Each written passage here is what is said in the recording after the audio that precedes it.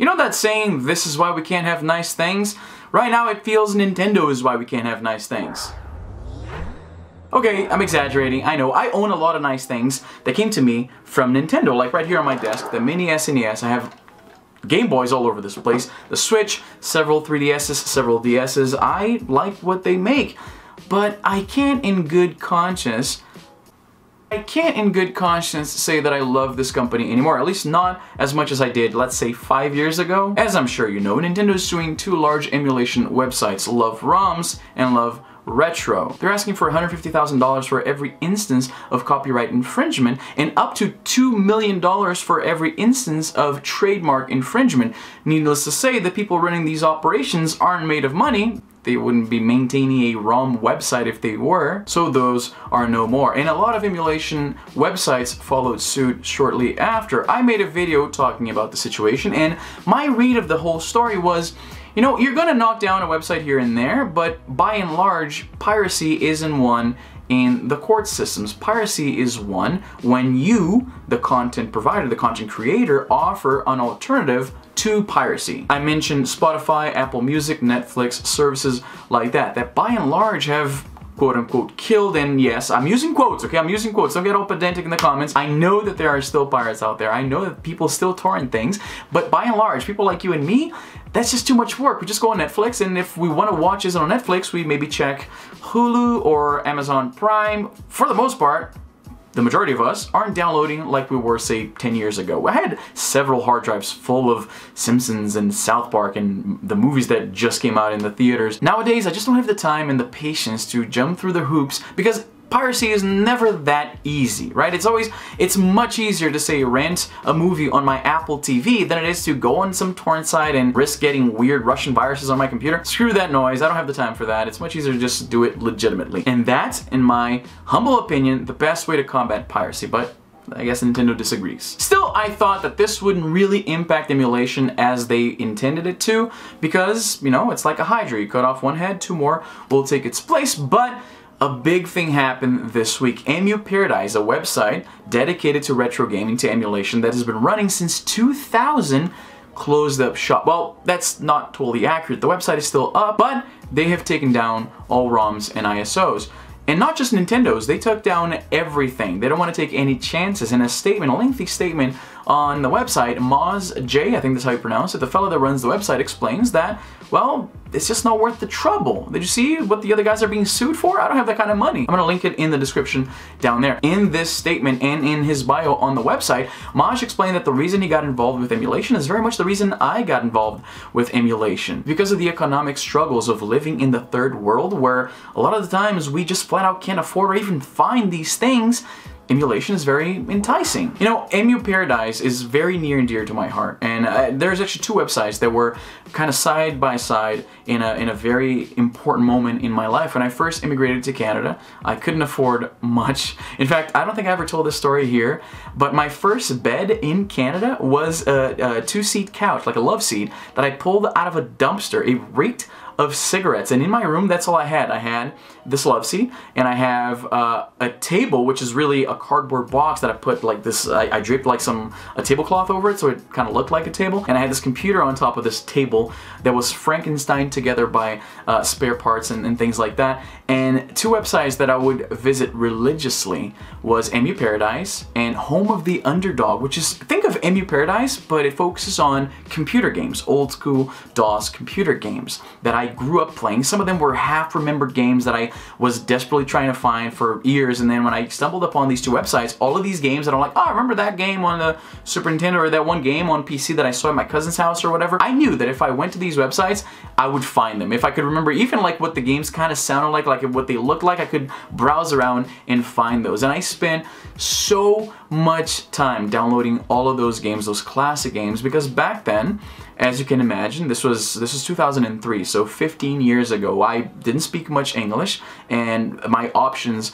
career-wise were very limited, as most immigrants that just arrived into a new country. So those sites provided me so much joy, so much enjoyment. I remember I would beat Super Mario World, one of my favorite games of all time, like once a week, just because I loved it so much. And Settlers 2, a game that I grew up playing, I downloaded off of Home of the Underdog, and for that reason, even the layout of the two sites was kind of similar, like the color scheme and how things were arranged on the pages. So those two sites they meshed together as an amalgamation of retro gaming goodness in my memory from those years. And remember, back then we didn't have this much emphasis on retro gaming, so these games are even harder to come by. So these websites, especially back then, they fulfilled a very important role when it comes to gaming preservation. Now, I know what you're thinking. These sob stories of people who grew up poor and didn't have any other way to experience these games aside from, you know, quote-unquote stealing them from these websites. I understand that this doesn't convince everybody. I have a lot of friends who say, you know what, Izzy, I get it,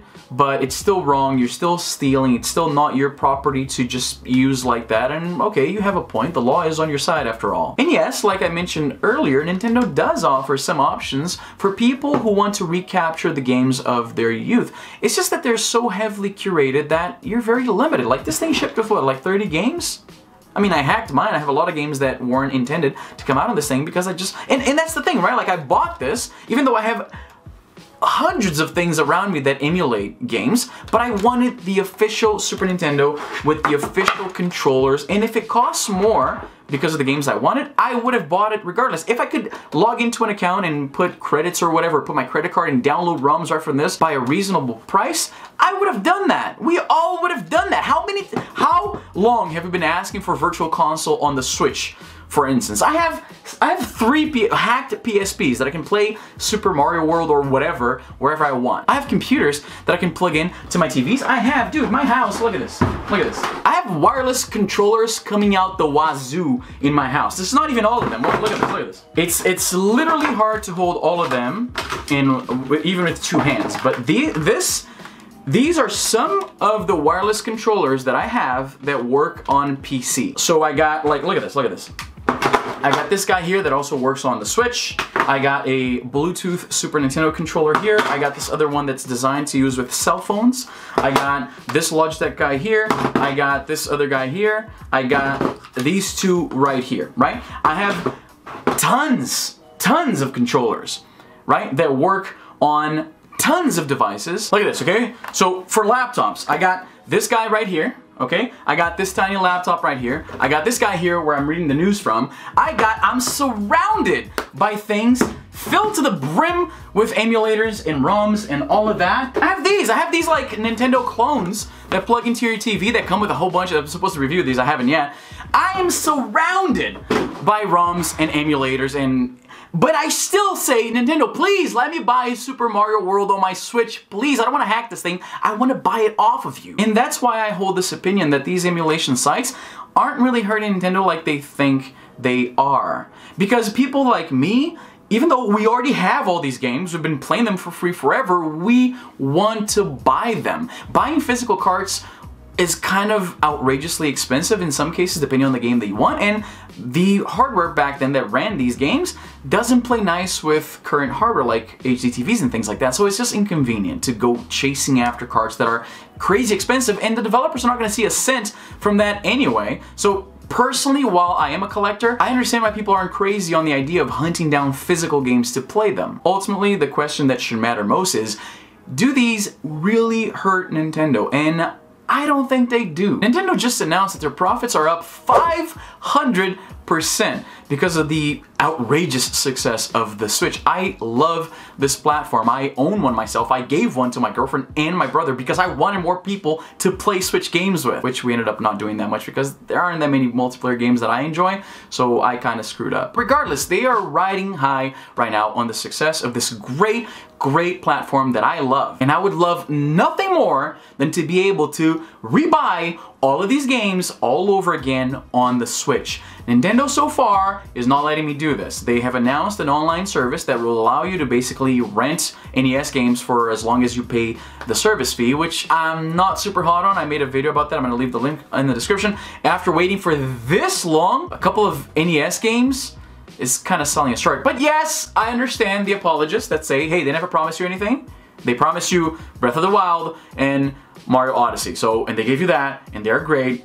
Point taken. But it aches me so much that they're putting the time and the effort and the energy in taking down these websites that exist to, perhaps I'm being a little I'm romanticizing it a little bit, but they exist to bring a lot of joy to people that otherwise wouldn't be able to experience these games because they can't afford them. I know this is not the case for everybody, but this was my case growing up. This is the case for the owner of Emuparadise, so this is our story. So I'm a little biased, I know. How do you feel about this? It's very sad to me to see Emuparadise today. It doesn't mean what it used to mean to people like me. So it's very sad. It's heartbreaking, in fact. Here's hoping that at least Nintendo's doing all this because they're basically saying, look, we're gonna offer our version of this. We're gonna offer you all of these games for you to buy on the Switch and all that, and that's why we're taking this down, because we don't want to compete with the pirates.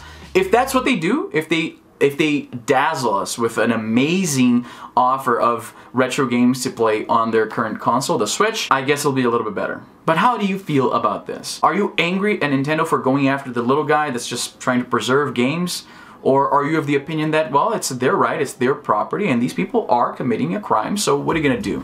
I'm very curious to hear how you think. I think you guys are gonna have a very interesting, nuanced discussion about this here in the comments. I trust you guys. But that's all the time I have for today. If you like what I'm doing here, please consider subscribing. I love talking to you guys in the comments or over on social media. I'm very active over there. Twitter and Instagram. I'm always there talking to you guys. The links for both are in the description. And that's everything. I'm Izzy and I'm done.